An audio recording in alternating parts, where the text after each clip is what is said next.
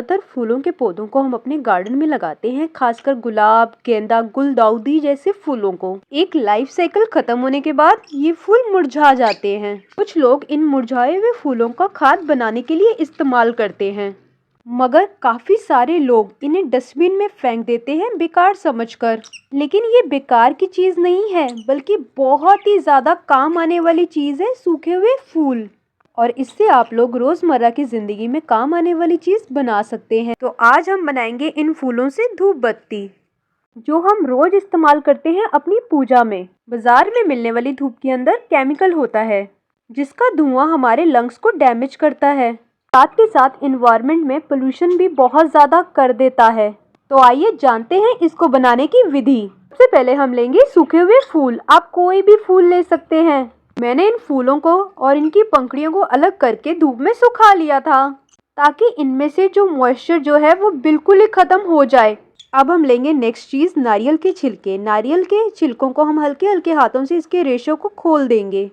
अगर आपके पास नारियल के छिलके ना हो तो आप कोयले का इस्तेमाल भी कर सकते हैं। मेरे पास नारियल के छिलके थे, इसलिए मैंने नारियल के छिलकों का ही इस्तेमाल किया है। अगली चीज लेंगे हम लोबान। लोबान आपको जहाँ पर पूजा पाठ का सामान मिलता है उस शॉप से आपको आसानी से मिल जाएगी। लोबान का उपयोग केवल धुएं के लिए नहीं किया जाता, बल्कि लोबान में antiseptic, anti inflammatory, anti depression, anti agent जैसे गुण होते हैं। लोबान का उपयोग एक औषधि के रूप में भी किया जाता है। इससे आपको दिमाग को शांत करने में बहुत ही ज़्यादा फायदा मिलता है। लोबान को भी हम हल्के हल्के हाथों से खोल देंगे। अब हम दूसरी चीज़ लेंगे गूगल।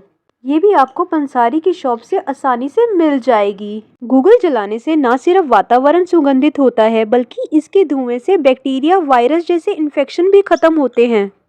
अब अगली चीज़ लेंगे हम हवन सामग्री। हवन सामग्री का धार्मिक महत्व तो होता ही है, मगर साथ के साथ इसके और भी बहुत ज़्यादा फायदे हैं। आजकल हवन जो है वो हम रेगुलरली तो अपने घर में कर नहीं सकते, इसलिए धूप के रूप में इस्तेमाल करना बहुत ही आसान है। हवन सामग्री के अंदर कई प्रकार की जड़ी बूटियाँ होती हैं। हवन सामग्री से निकले हुए धुएं के इस्तेमाल से वातावरण तो शुद्ध होता ही है, साथ के साथ नेगेटिव एनर्जी भी दूर हो जाती है। अब अगली चीज़ लिए हमने हल्दी। हल्दी एक तो हमारी धूप को नेचुरल कलर देगी, साथ ही साथ हल्दी के गुण से तो हम सब अवगत हैं। हल्दी एक प्रकार की मेडिसिन भी है, और साथ के साथ इसके अंदर बहुत ही सारे दैवीय गुण भी हैं। अगली चीज़ लेंगे हम तेज पत्ता। तेज पत्ते के इस्तेमाल से इसको जब हम जलाएंगे तो इसकी स्मेल से मेंटली बहुत ज़्यादा रिलैक्स हो जाते हैं, जिससे तनाव से हमें छुटकारा मिलता है। जुकाम और एलर्जी के लिए ये काफ़ी अच्छा होता है। नेक्स्ट चीज़ लेंगे हम लौंग। मैंने कुछ ही लौंग लिए हैं। खाने के स्वाद को बढ़ाने के साथ साथ इसमें काफ़ी औषधीय गुण भी हैं। घर से नकारात्मक ऊर्जा को बाहर निकालने के लिए भी लौंग का इस्तेमाल किया जाता है। अब अगली चीज़ लेंगे कपूर। ये भीमसेनी कपूर है। ये दो फॉर्म में आता है, एक तो गोलियों की और एक ऐसे। और कहा जाता है कि देसी कपूर बहुत ही ज़्यादा अच्छा होता है और ये प्योर फॉर्म में होता है। कपूर को जलाने से कहते हैं बहुत ही ज़्यादा पॉजिटिव एनर्जी आती है। इससे घर में काफ़ी ज़्यादा खुशहाली भी आती है। मान्यता है कि इसको जलाने से घर में नेगेटिव एनर्जी एंटर भी नहीं करती। अब हम एक मिक्सी का जार ले लेंगे।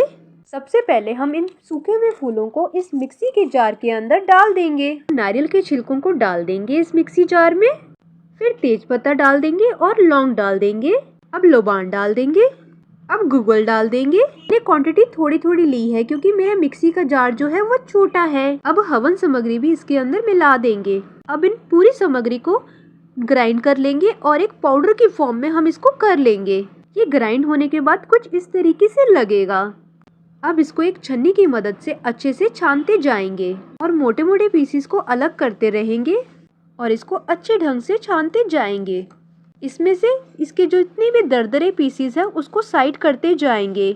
देखिए ये बिल्कुल इस फॉर्म में हो जाना चाहिए। अब हम इसमें हल्दी को मिला देंगे। हल्दी को मैंने इसलिए जार में नहीं डाला था क्योंकि ये पहले से ही पाउडर फॉर्म में थी। अब हम इसमें थोड़ा सा आटा मिलाएंगे। मैंने गेहूं के आटे का इस्तेमाल किया है। आटे को भी हम अच्छे ढंग से मिला देंगे। अब हम घी को मिला देंगे। ये जरूरी नहीं है कि घी का ही इस्तेमाल किया जाए, आप नारियल के तेल का भी इस्तेमाल कर सकते हैं या फिर डालडा वगैरह का भी इस्तेमाल कर सकते हैं। अब चम्मच का काम खत्म। जैसे हम आटा गूंथते हैं वैसे ही अपने हाथों से गूंथ लेंगे इस पूरी सामग्री को।